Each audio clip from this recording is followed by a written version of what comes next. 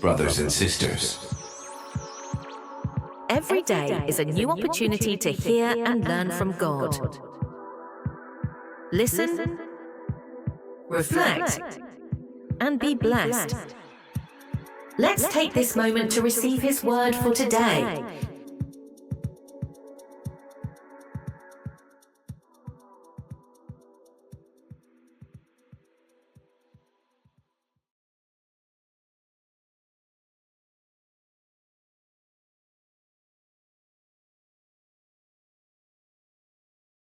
If ye then be risen with Christ, seek those things which are above, where Christ sitteth on the right hand of God. Okay, so my first reaction, hearing that in today's world, I mean, we're pulled in so many directions, right? Social media, work, just life, the idea of seeking things above could sound a bit, well, abstract, almost like checking out from reality. But I'm wondering, does this risen with Christ part mean something more practical, like a real shift in mindset that's radically different from our usual grind? That's exactly the right question to ask, because you're right. It's not just, nice spiritual language. It's a really profound directive for actual living. It reminds us that this spiritual rebirth isn't passive. It's a direct command, really, to orient our whole lives around a completely new outlet that changes everything, potentially. Okay, let's maybe unpack that first bit then. If ye then be risen with Christ. Now, many familiar with this will think, okay, new identity, spiritual rebirth, got it. But what's maybe overlooked there? Is there a responsibility or maybe the privilege that comes with that identity, especially when, culture kind of pushes us to keep faith separate from Monday morning? That's a crucial point. While, yes, it is about new life, the really profound thing here is how it just completely rejects splitting our spiritual reality from our daily actions. Unlike some old ideas where maybe the mind is spiritual, but the body is just earthly baggage, this verse says, no, it's integrated. It means because Christ rose, you've been spiritually raised too, right now, to a new vital life.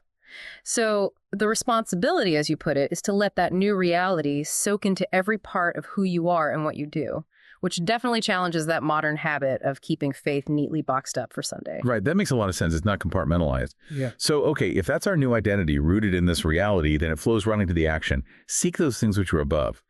And you're saying this isn't just thinking nice thoughts, but couldn't someone argue that focusing above makes you kind of detached, disengaged from real world problems, like a spiritual bypass? Yeah, that's a common worry, a common misunderstanding, I think. But seeking things above is anything but passive. It's really active. It's about daily pursuing things like godly character, wisdom, genuine love, truth that lasts, an eternal sense of purpose. It's about consciously tuning your heart, shaping your desires, making choices that reflect heaven's values, not just what's trending.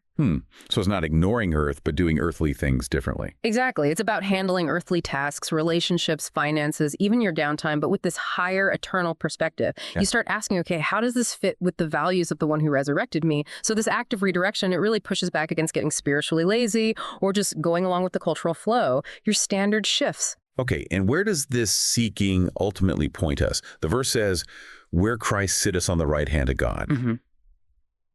Now, for a believer, Christ's position there is huge theologically, but practically speaking, how does knowing Christ is there at God's right hand, maybe interceding or holding divine power, how does that actually help us seek those things above, especially when we face setbacks or just feel overwhelmed? What does it mean for Monday morning? Yeah, this is really the core, the anchor of it all. Christ being at the right hand of God isn't just a symbolic posture. It's an active reality that fuels our ability to do this seeking. It means divine power. It means total victory over sin and death, and crucially, his ongoing intercession for us. So what that means for your Monday morning is this deep assurance. You're not trying to achieve this heavenly focus by yourself in your own strength. Your ultimate source of authority, your hope, is Christ reigning right now. His intercession means he's actively supporting you, advocating for you, strengthening you, even when you feel weak. So when you feel overwhelmed or you're not sure how to apply these heavenly priorities, you're not just reaching for some vague idea, you're seeking him, the one who's in control and actively backing your transformed life. This view brings, peace in trials, clarity for decisions, and real strength when you feel weakest. Wow.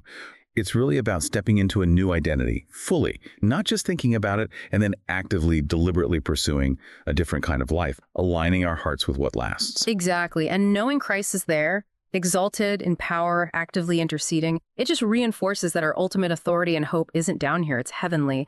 And that perspective really does change how we handle everything, every trial, every decision. It really is a challenge, isn't it, to live sort of above the noise, the constant demands of just getting through the day, to keep our eyes on something eternal, instead of just getting sucked into all the temporary stuff, like you said, stepping back to see the bigger picture. Yeah, and if you zoom out even further, it means knowing your true citizenship is in heaven should actually reshape your priorities and purpose right here on earth. Your daily life starts to reflect that ultimate reality, that ultimate destination. So maybe here's something for you, our listener, to reflect on this week. A final thought. Given this idea that being risen with Christ is a subtle, integrated reality, not just a label, how am I consciously shifting your focus? Shifting away from just surviving or chasing temporary wins toward actively embracing these heavenly priorities, how might that redefine what you pursue? What truly matters in your own life? Lots to think about there. Thanks so much for joining us for this deep dive. We hope it's given you some valuable insights to consider and maybe apply. Start with one video and feel your faith increase. Subscribe now to Moment for God.